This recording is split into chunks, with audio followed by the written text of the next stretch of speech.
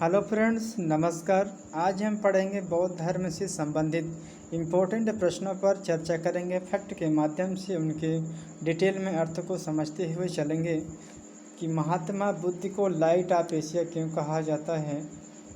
महात्मा बुद्ध को light of Asia कहा जाता है, ज्योतिषपुंज कहा जाता है। बौद्ध धर्म के संस्थापक के रूप में महात्मा बुद्ध को जाना जाता है। गौतम बुद्ध का जन्म 563 ईसा पूर्व में था। ये कपिल वस्तु के लुम्बिनी में रुमिनदेई नामक गांव में हुआ था। इनके बचपन का नाम जो कि सिद्धार्थ है। इनके माता का नाम जो कि महामाया है। ये कोली गणराज्य की कन्या थी। इनके पिता का नाम शुद्धोधन था, जो कि ये कपिल वस्तु के शाक्य गण के प्रधान थे। इसीलिए बुद्ध को शाक्य मुनि भी कहा जाता है। इनका पालन पोषण मौसी गौतमी ने की है। इनका विवाह यशोधरा से हुआ, जो कि शाक्य कुल की कन्या थी। इनके पुत्र का नाम है राहुल था।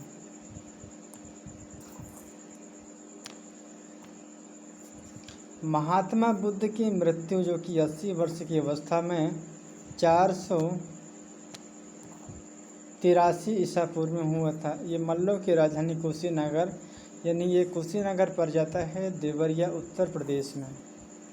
इस घटना को बौद्ध धर्म में महापरिनिर्वाण कहा जाता है। महात्मा बुद्ध ने इन 4 दृश्यों को देखने के बाद प्रभावित होते हैं। तो फ्रेंड्स, यहाँ पर एक छोटा सा ट्रिक के माध्यम से हम समझते हैं कि कहानी बाकी में क्या हुआ था। कहानी ऐसी है कि इनके माता पिता ने इन्हें जन्म दिया, लेकिन कुछ समय के बाद जब थोड़ी बड़े होने लगे तो अब इन्हें की बुद्धि कुशाग्र बुद्धि थे और तेजस्वी बालक के रूप में जाने जाते थे।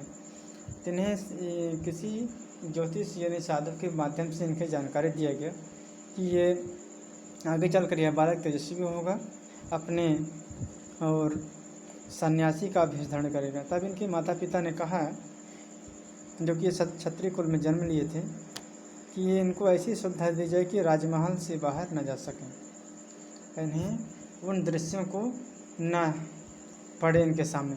तो उन दृश्य कौन कौन से थे, तो उस दृश्य को यहाँ पर बताया गया है कि एक बूढ़ा व्यक्ति, एक बीमार व्यक्ति, एक मृतक शव, एक सन्यासी व्यक्ति, इन 4 व्यक्तियों ने इन्हें मिला था।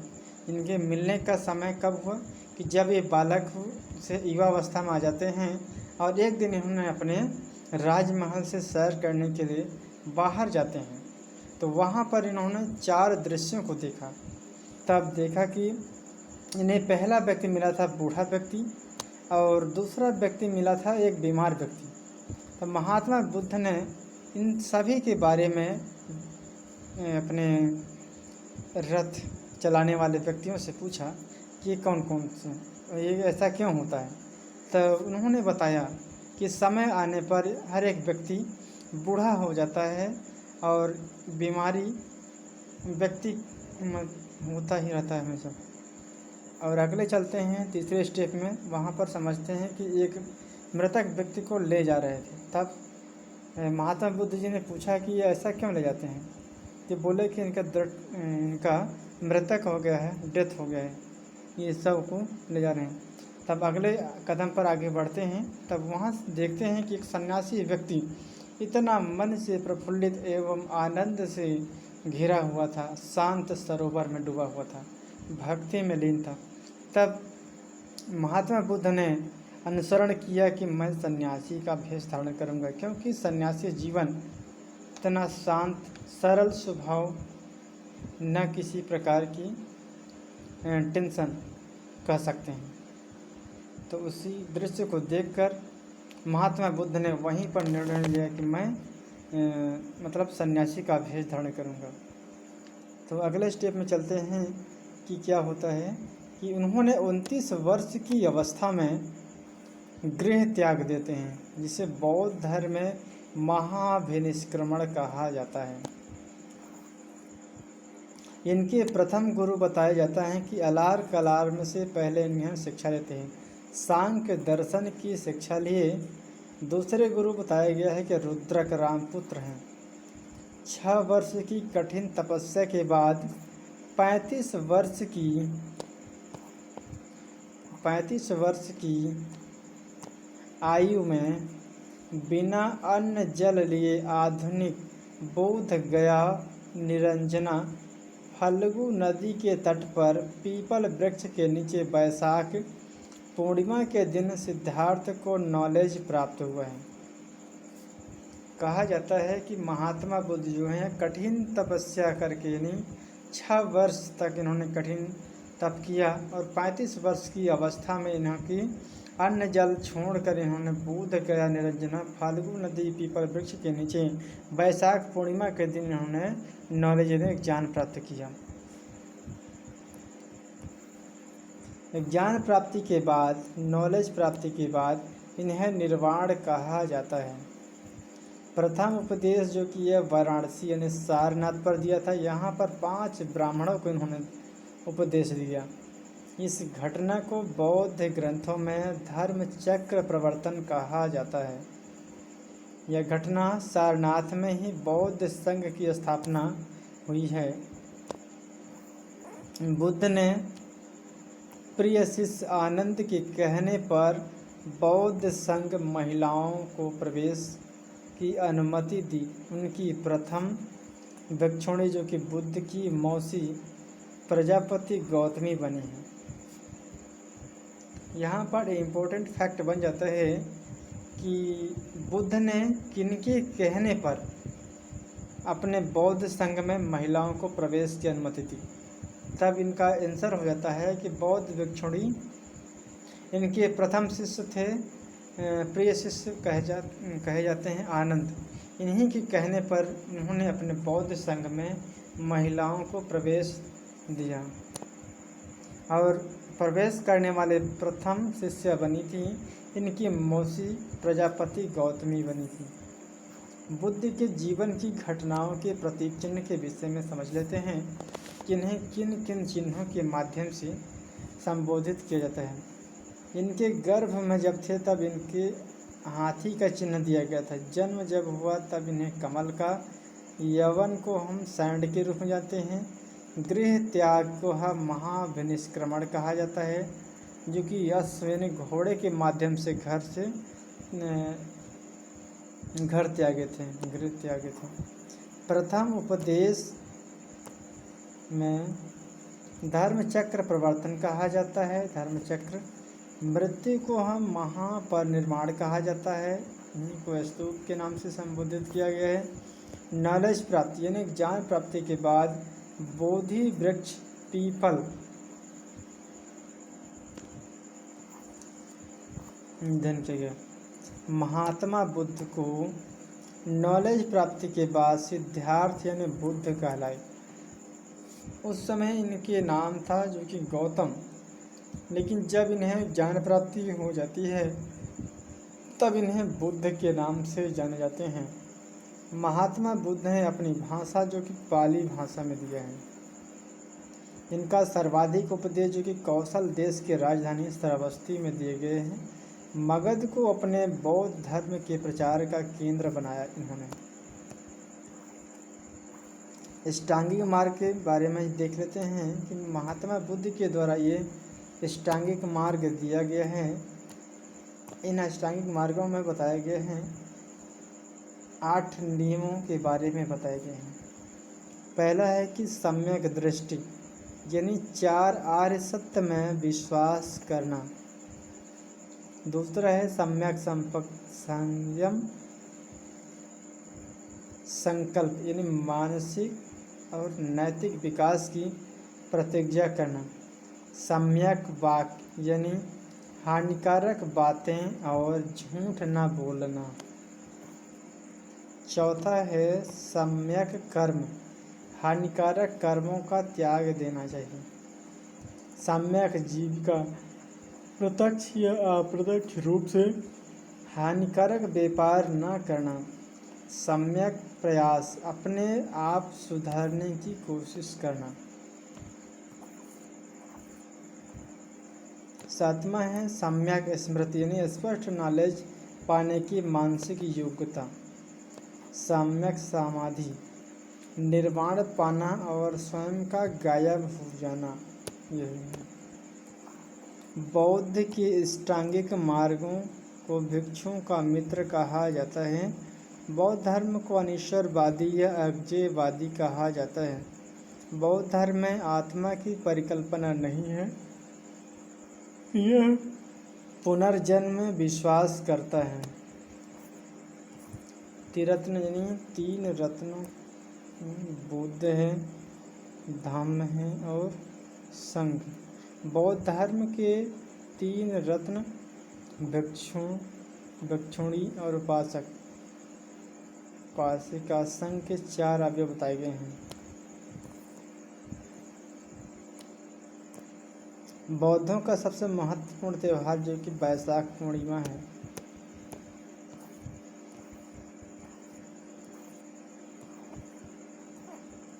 महात्मा बुद्ध से जुड़े हुए 8 प्रमुख स्थल हैं। पहला है लुम्बिनी, इसके बाद गया है, फिर सारनाथ, कुशीनगर, श्रावस्ती, संकास्य, राजगृह तथा वैशाली है। इन्हें अष्ट महास्थल के नाम से भी जाना जाता है।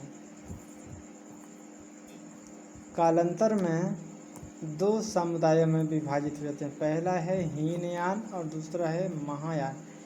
हीनयान को थेरवाद, ये लोग परिवर्तन अथवा सुधार के विरोधी माने जाते हैं। ये साधना स्थल इनका कठोर था। हीनयान का विस्तार श्रीलंका हो गया, बर्मा हो गया, यहाँ तक विस्तृत किया गया था। महायान या द्वितीय बौद्ध संगीत का आयोजन किया गया। इस समय इस काल में बुद्ध की मूर्तियों का निर्माण किया गया। बौद्ध संगीत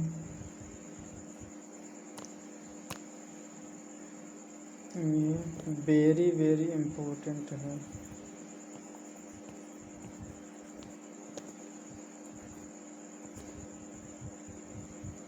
प्रथम बौद्ध संगीत जो कि 463 ईसा पूर्व में है, स्थल है राजगृह में किया गया। यहाँ के शासक थे अजातशत्रु जो कि हर्यक वंश के राजा थे। अध्यक्ष हैं महाकश्यप। एक बार फिर से हम दोहरा देते हैं कि प्रथम बौद्ध संगीति 483 ईसा पूर्व में, स्थल है राजगृह में, शासक हैं अजातशत्रु जो कि हर्यक वंश के हैं, अध्यक्ष हैं महाकश्यप। द्वितीय बौद्ध संगीत जो कि 383 ईसा पूर्व में, स्थल है वैशाली में, वैशाली, शासक है कालाशोक जो कि शिशुनाग वंश के थे, अध्यक्ष हैं सवाकामी।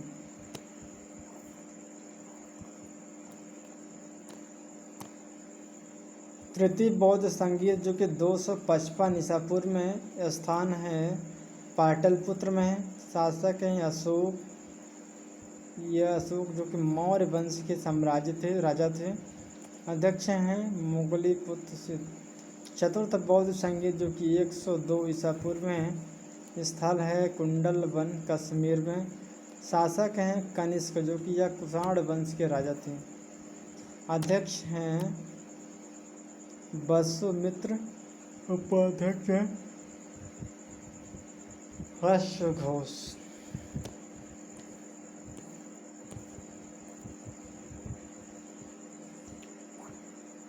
इनके राजाओं के बारे में देख लेते हैं कि बौद्ध संगीत जो कि प्रथम होते हैं, जिसमें शासक थे अजातशत्रु हर्यक वंश के थे। दूसरे में है कालाशोक शिशुनाग वंश के। तीसरे में है अशोक मौर्य वंश और चौथे में है कनिष्क कुषाण वंश। यानी चारों बौद्ध संगीत में 4 वंश के राजा थे अलग अलग। पहले में हर्यक वंश, दूसरे में शिशुनाग वंश, हर्यक वंश, शिशुनाग वंश, मौर्य वंश, फिर कुषाण वंश। अलग अलग राजाओं और अलग अलग वंश के राजा थे। बौद्ध साहित्य में भगवान बुद्ध के उपदेश 3 साहित्य खंडों में संकलित किया गया है, जिन्हें हम त्रिपिटक के नाम से जानते हैं। पहला है सुत्त पिटक। इसके अंतर्गत बुद्ध के धार्मिक उपदेशों का संग्रह किया गया है। दूसरा है विनय पिटक। बौद्ध संघ के अनुशासन के नियमों का वर्णन किया गया है। अभिधम्म पिटक। बौद्ध दर्शन का वर्णन किया गया है। बुद्ध चरितम। यह संस्कृत भाषा का अश्वघोष द्वारा रचित महाकाव्य है, जिसमें बुद्ध का जीवन एवं वृत्ति, उनकी शिक्षाओं का वर्णन यानी बुद्ध चरितम के अंतर्गत बताया गया है। धम्मपद के अंतर्गत यह पाली भाषा में रचा गया ग्रंथ है, जिसे बौद्ध धर्म की गीता कहते हैं। दीपवंश यह सिंहल द्वीप या श्रीलंका के प्राचीन इतिहास का एक प्रसिद्ध ग्रंथ है। अंगुत्तर निकाय में 16 महाजनपदों की जानकारी मिलती है। अब समझ लेते हैं कि जैन धर्म एवं बौद्ध धर्म की समानता के विषय में समझ लेते हैं। पहला है कि ये दोनों धर्म अनीश्वरवादी एवं ब्राह्मण धर्म के विरोधी माने जाते हैं। दूसरा है कि ये दोनों धर्म कर्म एवं पुनर्जन्म की व्याख्या की गई है। तीसरा है दोनों धर्म साहित्य के प्रारंभ में जन भाषा यानी पाली एवं प्राकृत ये 2 भाषा में अपना प्रचार प्रसार करते हैं तथा बाद में संस्कृत भाषा मिल जाते हैं। ये दोनों धर्म में भिक्षु और भिक्षुणी एवं उपासक उपासिकाएं सम्मिलित थे। अब देख लेते हैं कि बौद्ध धर्म असमानता, जैन एवं बौद्ध धर्म में असमानता कौन कौन सी है।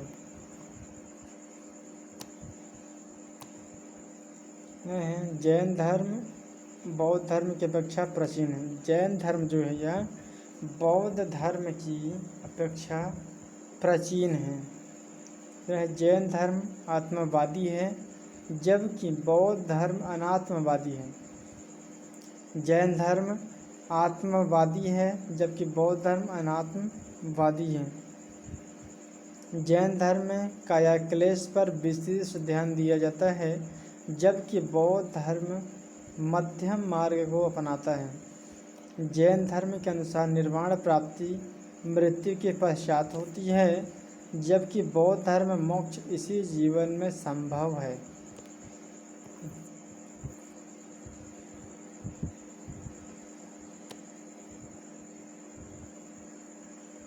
तो फ्रेंड्स, आज का वीडियो यहीं तक है। फिर नेक्स्ट वीडियो में शैव धर्म पढ़ेंगे और वैष्णव धर्म। कुल मिलाकर अगले वीडियो में हम 2 चैप्टर को लास्ट कर देंगे। फिर हम आ जाएंगे नेक्स्ट वीडियो में, जो भी टॉपिक होगा उसे हम कवर करेंगे।